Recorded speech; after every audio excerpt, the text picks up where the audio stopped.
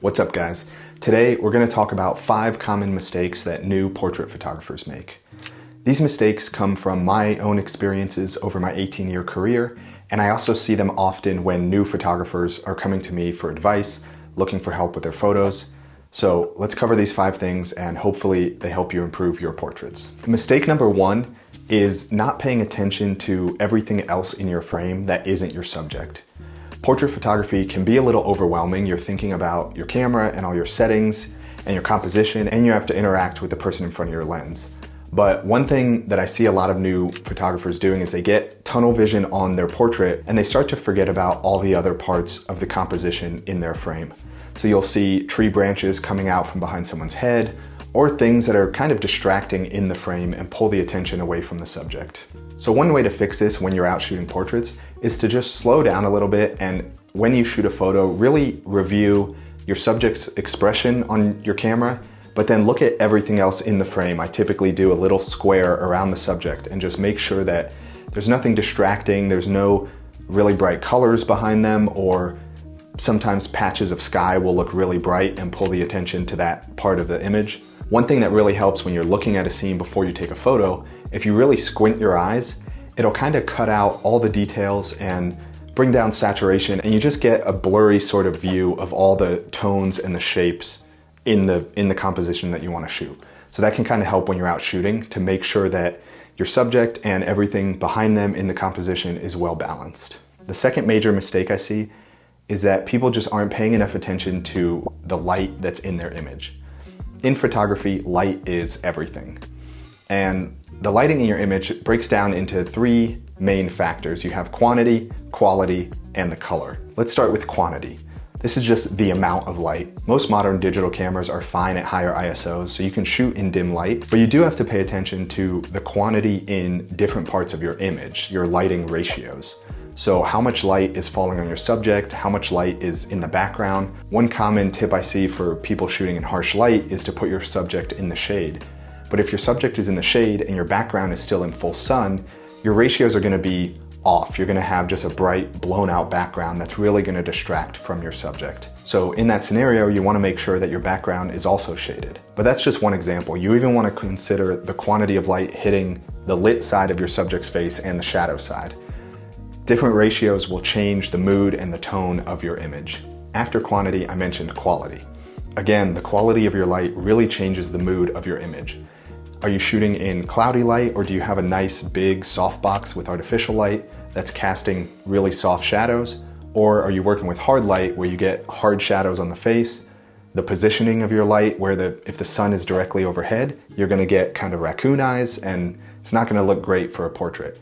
So paying attention to quality, quantity, super important. And then finally, color.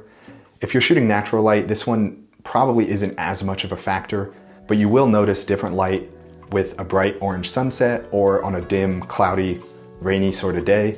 So again, those colors have an effect on the mood of your image. One last thing about color, if you are using artificial light, you'll notice my little lamp behind me is very orange. The light that's lighting my face is not quite as orange, so I get a little bit of color contrast. There are different ways to change your artificial lighting to, again, change the mood of your image. And depending on where you're shooting, you may just want to match your artificial light to the ambient light that's in the space.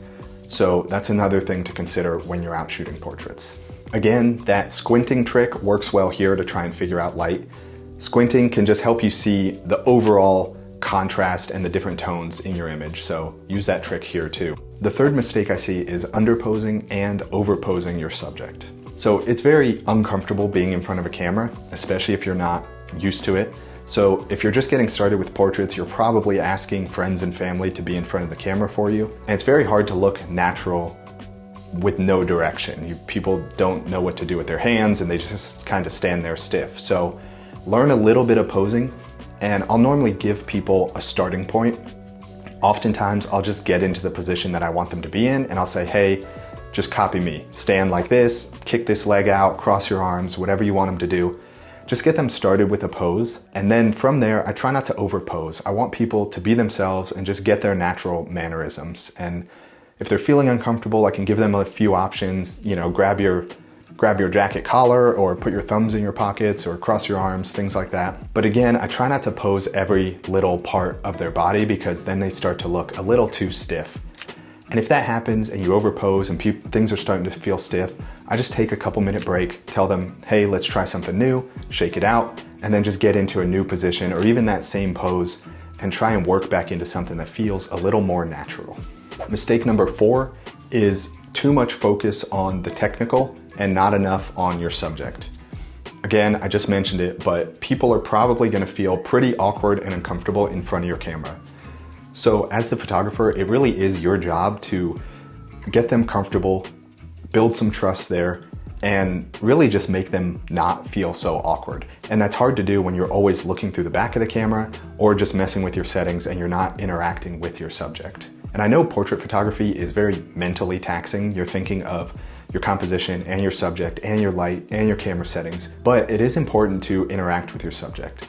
And I think that one of the easier ways to do that is just take a lot of breaks. And when you're shooting photos, you might get a little too caught up in your settings, but just make sure you're breaking often and you're just chatting with your subject to keep the mood light and relaxed. Another thing that helps is to practice your lighting in some very low stress scenarios and just get really comfortable with the technical side of your camera. And then just have a couple lighting go-tos and a couple camera settings, like if you know you like shooting with a wide aperture, just set your camera wide, shoot an aperture priority, and then you can just focus on interacting with that subject and really trying to bring out some emotion in your portraits, and you're not so focused on the technical. A few more tips about subject interaction before we move on to the next mistake. When you're interacting and you're posing, just give lots of compliments. Make sure you pull the camera down from your eyes and interact face to face with your subject. Tell them they're doing a great job. And then if posing starts to look a little awkward or there's something you don't like, don't say that your subject is doing something wrong or you don't like the pose they're doing.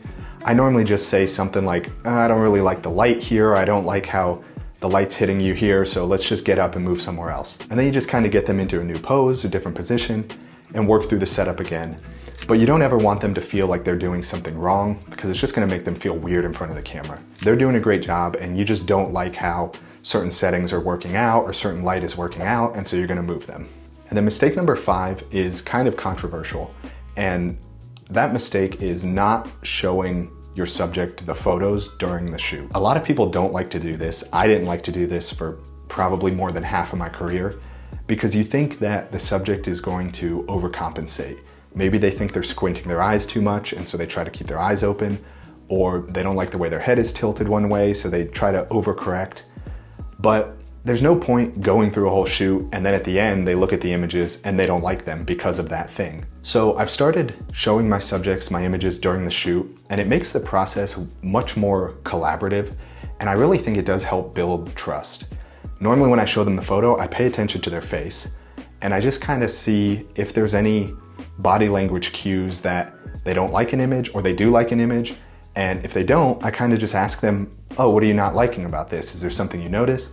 Oftentimes it's their posing or their hair, or it's something you can fix. And I think that just helps build trust. You're trying to get the best possible image and they want to look their best. And so you can kind of work together to get something that you're both very happy with. And I normally try to compliment something about the image. I really like the way the light is hitting your hair. I like how you're posing here. I like your expression here. I think that always helps a little bit.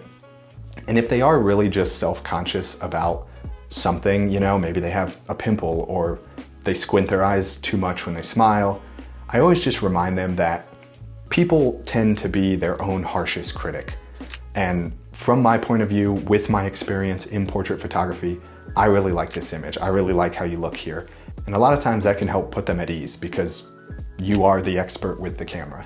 So I really do like working with my subject, looking at the photos during the shoot, and really building an image that we're both happy with. That's it for this video. If you learned anything from any of these mistakes or tips, please give me a thumbs up. It just helps get the video out there, and I'll catch you in the next one. Thanks.